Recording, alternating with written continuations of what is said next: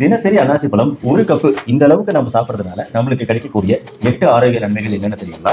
First ஆரோக்கிய நன்மை, இதுல இருக்கக்கூடிய ஏகப்பட்ட வைட்டமின் சத்துக்களும் தாது சத்துக்களும், அதுலேயும் குறிப்பா வைட்டமின் சியும் மேங்கனீஸ் அப்படிங்கிற மினரலும் இதுல அதிகமா இருக்கு. இது நம்ம உடம்புல இருந்து இரும்பு உறிஞ்சப்படுறதுக்கு ஹெல்ப் பண்றது, உடல் வளர்ச்சி எல்லாத்துக்குமே தேவையான ஒரு முக்கியமான சத்து வைட்டமின் சி. இரண்டாவது நன்மை, இதுல இருக்கக்கூடிய ஆன்டி ஆக்சிடென்ட் சத்துக்கள் அப்படிங்கிறது புற்றுநோய்களுக்கு எதிராக செயல்படக்கூடியது, இதய நோய்கள் வராமல் தடுக்கிறது, சர்க்கரை அளவுகள் அதிகமாகாமல் தடுக்கிறது. மூணாவது நன்மை, அன்னாசியில் இருக்கக்கூடிய புரோமிலைன் அப்படிங்கிற என்சைம் நம்ம உடம்புல ஜீரணம் நல்லா நடைபெறதுக்கு உதவி செய்யுது. நாலாவது நன்மை, அன்னாசி நம்ம உடம்பில் ஏற்படக்கூடிய அலர்ஜி இன்ஃப்ளமேஷனை குறைக்கக்கூடியது. ஐந்தாவது நன்மை, மூட்டு வலி இருக்கிறவங்க ரெகுலரா அன்னாசி பழம் சாப்பிடுறது அப்படிங்கிறது நல்லது. ஆறாவது நன்மை, நம்ம ஒரு உடற்பயிற்சி செய்யறோம், இதை நம்மளுக்கு ஏதாவது ஒரு அறுவை சிகிச்சை செஞ்சிருக்காங்க, இது சீக்கிரமா மீண்டு வரணும், ரெக்கவரி ஆகணும் அப்படின்னா நம்ம உடல் சீக்கிரம் ரிப்பேர் பண்ணணும், அந்த ரிப்பேரிங் ப்ராசஸை சீக்கிரப்படுத்தக்கூடியது அன்னாசி.